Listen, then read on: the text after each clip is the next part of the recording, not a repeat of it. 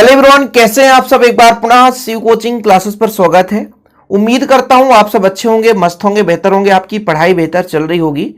आज का टॉपिक है बच्चों class 12 physics NCERT chapter first में बिंदु आवेश के कारण कितना विद्युत क्षेत्र होता है या विद्युत क्षेत्र की तीव्रता कितना निकल कर आता है, इस पर हम चर्चा करेंगे। इसके पहले हमने जो भी वीडियोज प्रोवाइड किया है, जो भी लेक्चर अपलोड किए हैं, वो आपको प्लेलिस्ट में मिल जाएगा। क्रम से जरूर देख लेना ताकि आप लोगों को क्रम से समझ में आए। जैसे देखिए, जैसे मैं अभी यहाँ पे बताऊंगा विद्युत क्षेत्र की तीव्रता E = F/Q0, तो ये पिछले लेक्चर में करा दिया। कूलाम के नियम का प्रयोग होगा, तो मैंने कूलाम का नियम भी कराया है। इसलिए आपसे आग्रह करता हूं कि आप लोग जो इसके पहले लेक्चर में करा देता हूं उसको जरूर देखा करें। तो चलिए शुरू करते हैं बच्चों। हम सबसे पहले क्या लेंगे, एक बिंदु आवेश लेंगे।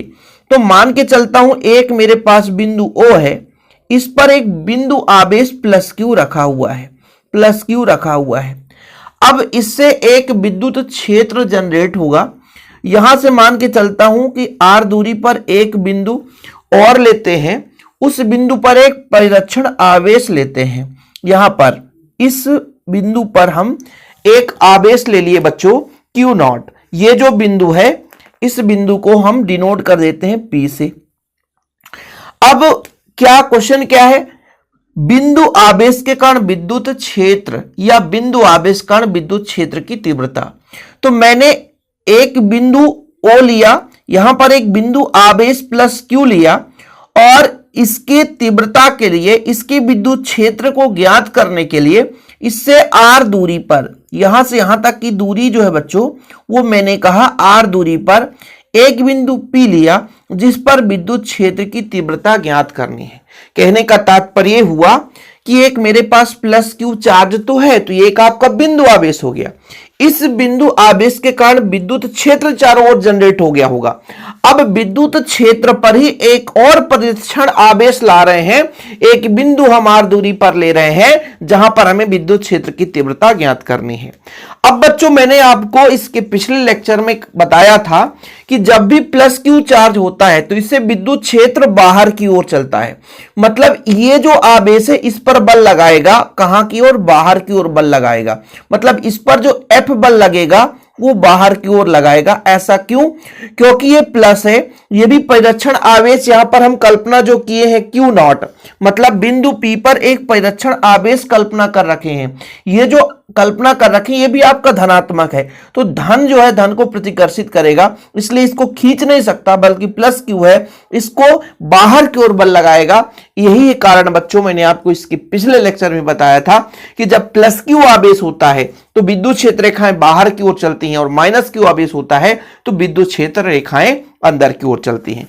तो यहां पर डायग्राम भी किसी को बनाने में कोई दिक्कत नहीं होनी चाहिए।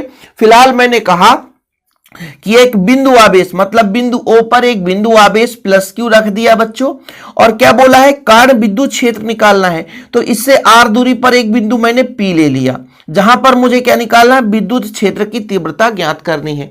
अब विद्युत क्षेत्र की तीव्रता कैसे निकलेगी, तो विद्युत क्षेत्र की तीव्रता परिभाषा मैंने आपको बताया था कि भाई साहब विद्युत क्षेत्र में कोई आवेश है तब उस पर जो बल लगेगा वही उसकी विद्युत क्षेत्र की तीव्रता है। इसलिए मुझे बिंदु P पर एक और आवेश की कल्पना करनी पड़ गई।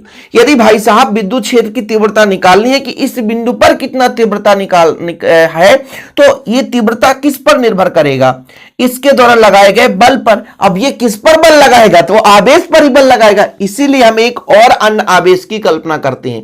नहीं, लोग कहते हैं सर इस आवेश को आपने क्यों ले लिया, बिंदु आवेश बोला था तो एक आवेश लेना चाहिए।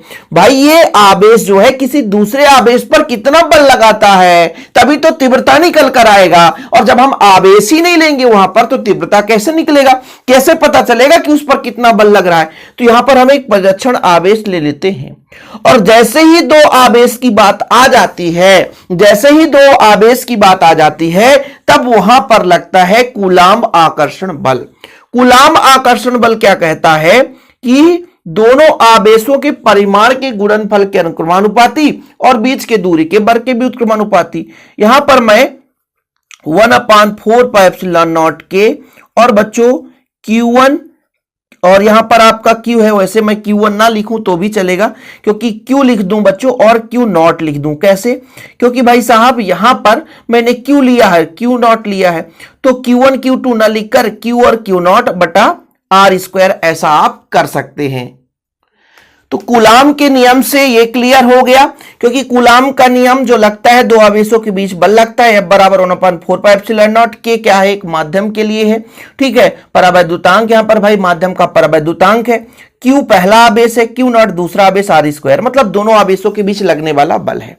जहां पर क्या है, जहां पर के क्या है बच्चों? के क्या है? माध्यम का परावैद्युतांक, माध्यम का परावैद्युतांक। बच्चों आप लोग चिंता ना करो, लास्ट में क्या लिखना पूरा स्क्रीनशॉट के लिए समय दूंगा, परावैद्युतांक, ठीक है। यही तो हमारे चैनल में खूबियत है कि आपको विधिवत कैसे एग्जाम में लिखना पूरा लिख कर लाता हूं। आपको समझाने का काम, टीचर का काम क्या है? समझाना। एक एक पॉइंट आपको समझाता हूं। अब आप लोगों ने विद्युत क्षेत्र की तीव्रता की परिभाषा तो पढ़ी ही है, और नहीं पढ़े तो प्लीज यार एक बार पढ़ लो। आप लोगों से विनती करते हैं कि आप क्रम से देखो, ठीक है। अब बिंदु P पर ये जो बिंदु P पर है, विद्युत क्षेत्र की तीव्रता कितनी होगी? विद्युत क्षेत्र की तीव्रता कितनी होगी जरा बताओ। तो सर हमने विद्युत क्षेत्र की तीव्रता पढ़ी है, E बराबर होता है जो हमारा परिरक्षण आवेश है, इसमें कितना बल लग रहा है, वही हमारा विद्युत क्षेत्र की तीव्रता है। E जो है हमारा, ये कितना होगा? आवेश पर कितना बल लग रहा है, मतलब यहां से हम F का मान निकाल सकते हैं। कितना हो जाएगा? Q नॉट E हो जाएगा। और इसको समीकरण 1 दे दें और F का मान यहां रख दें, या तो F का मान यहां रख दो, कोई भी कुछ भी कर लो, है ना। माइंड में थोड़ा सा चले तो आप लोग इसको तुलना भी कर सकते हो। ये समीकरण 2 दे दिया आपने और इसको तुलना करोगे। जब तुलना करोगे तो F का मान कितना है? Q not E।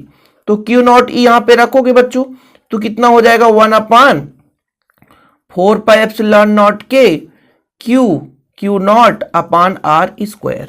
अब देखो जरा कुछ कट रहा है क्या? ये Q नॉट से Q नॉट कट जाएगा, तो यहां से हमारा E का मान निकल कर आ जाएगा। E का मान आ गया 1/4 पाई एप्सिलॉन नॉट के Q बटा R स्क्वायर। जी हाँ बच्चों, यही हमारा आ गया बिंदु आवेश के कारण विद्युत क्षेत्र की तीव्रता। इतने में कहानी में खत्म नहीं होता है, थोड़ा सा मैं और आपको समझा दूं। चाहे तो मैं F का मान यहां पे डायरेक्ट रखता तो Q नॉट से Q नॉट कट जाता, बचता यही डायरेक्ट, ठीक है। तो थोड़ा सा लिखने पर चलते हैं कि कैसे कैसे लिखना है। हमने कहा कि O पर प्लस Q आवेश रखा है, R दूरी पर एक बिंदु P है जिस पर तीव्रता ज्ञात करनी है। एक परिरक्षण आवेश रख दे तो कूलाम के नियम से ये लग गया बल, जहां के माध्यम का परावैद्युतांक है। फिर हमने कहा कि बिंदु P पर विद्युत क्षेत्र की तीव्रता, ये विद्युत क्षेत्र की तीव्रता की परिभाषा ही है कि आवेश पर कितना बल लग रहा है, मतलब एक निश्चित आवेश है किसी परिरक्षण आवेश पर, यानी एकांक धनावेश जितने बल का अनुभव करता है, मतलब इसके कारण एक विद्युत क्षेत्र जनरेट हुआ, ये तो प्लस Q है, इसके कारण विद्युत क्षेत्र जनरेट हुआ। विद्युत क्षेत्र में ही एक हमने Q नॉट आवेश लाया, परिरक्षण आवेश, ये कितने बल का अनुभव करता है वही उसकी विद्युत क्षेत्र की तीव्रता है। तो ये फार्मूला लगा दिया, तो E equal F upon Q not.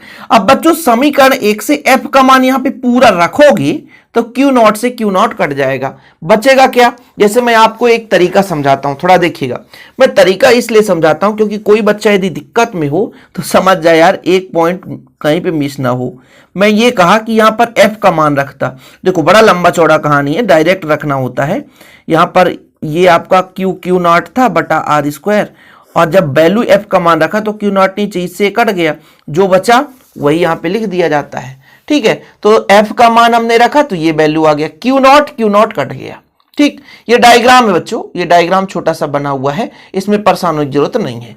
इसको जब हम सदिश रूप में लिखते हैं, मतलब ये जो हमारा सदिश रूप आया है, अदिश रूप आया है, इसको जब हम सदिश रूप में लिखेंगे इसको, तो यहां पे आपको वेक्टर लगा देना है सदिश रूप में, तो हो जाएगा 1/4 पाई एप्सिलॉन नॉट के Q अपान R स्क्वायर। लेकिन यहां पर आप R कैप एकक सदिश लगाना। ये R कैप क्या बताता है? R कैप ये बताता है कि O से P की दिशा में ये एकक सदिश है, एकक सदिश। फिर से आपको बता देता हूं दिशा, यहां से यहां क्योंकि प्लस क्यू आवेश है, बाहर की ओर बल लगाएगा। तो ये बताता है यहां पे, ठीक है, कि मतलब जो आर कैप है वो ओ में पी की दिशा में एकक सदिश है। यदि हम के का मान 1 रख दें, यहां पर रखेंगे तो आ जाएगा E equal 1/4 pi epsilon naught q upon r square. सदिश में रखेंगे, सदिश रूप में रखेंगे तो भी आ जाएगा E equal 1/4 pi epsilon naught q upon r square r cap. और इससे अधिक आपको कुछ करना ही नहीं है, मात्र एक पेज का थ्योरम है, घुमाना फिराना अलग मैटर है, मुद्दे की बात करते हैं कितना एग्जाम में लिखना है, समझ रहे ना। अब देखो बच्चों, यदि जो कोई इतना समझ लिया ना यहां से कहानी यहां तक, तो खत्म है, ठीक है। सिस्टमेटिक लिख के आपको समझाया जाता है और यही चीज आपको नोट्स में दिया जाता है, जिसका चार्ज मात्र 100 रुपीज है। अब यहां से एक ऑब्जेक्टिव क्वेश्चन बनता है, हाँ, जिसको नोट्स लेना है तो कांटेक्ट नंबर भी दे दूंगा 9685299149 9685292949, ठीक है, या डिस्क्रिप्शन पे हमारे ऐप का लिंक मिल जाएगा, वहां से भी नोट्स ले सकते हैं। बच्चों यहां से एक क्वेश्चन निकल कर आता है कि जो आपका बिंदु आवेश कण विद्युत क्षेत्र की तीव्रता आर में किस प्रकार से निर्भर करता है। यानी जैसे हमारा यहां पे देखिएगा थोड़ा सा, यानी एक आवेश है, इस बिंदु आवेश कण किसी बिंदु पर विद्युत क्षेत्र की तीव्रता आर से किस प्रकार निर्भर करता है। तो तीव्रता देखो आर के व्युत्क्रमानुपाती है, वो भी वर्ग के, तो ई व्युत्क्रमानुपाती है आर के। देखो तो ये जरा देखो, आर स्क्वायर से उल्टा है ना, तो इस प्रकार से आपको ऑब्जेक्टिव में देखने को मिलेगा कि आर स्क्वायर के व्युत्क्रम होता है, आर स्क्वायर के व्युत्क्रम होता है। मतलब दूरी यदि बढ़ाओगे तो तीव्रता कम होती जाएगी।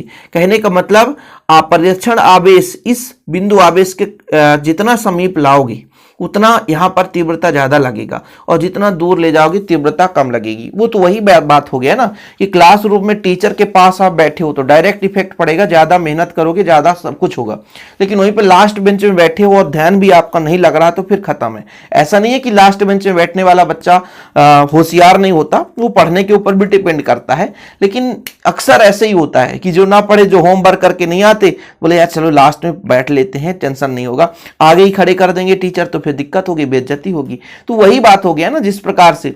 तो ये है तीव्रता जो है वो आर पर भी निर्भर करता है कि कितनी दूरी पर परिरक्षण आवेश है। यदि परिरक्षण आवेश और दूरी बढ़ा दोगे फिर तीव्रता वहां पे कम होती चली जाएगी। तो फिलहाल बच्चों आप लोगों ने बिंदु आवेश के कारण विद्युत क्षेत्र की तीव्रता यूं आसान भाषा में, बिल्कुल सरल भाषा में आपने सीख लिया होगा। वीडियो पसंद है तो प्लीज लाइक करके शेयर कर दें। चैनल में पहली बार आए चैनल को सब्सक्राइब कर लें। डिस्क्रिप्शन पे हमारे ऐप का लिंक मिल जाएगा, डाउनलोड जरूर करें। फिलहाल अभी के लिए इतना ही। जय हिंद, वंदे मातरम।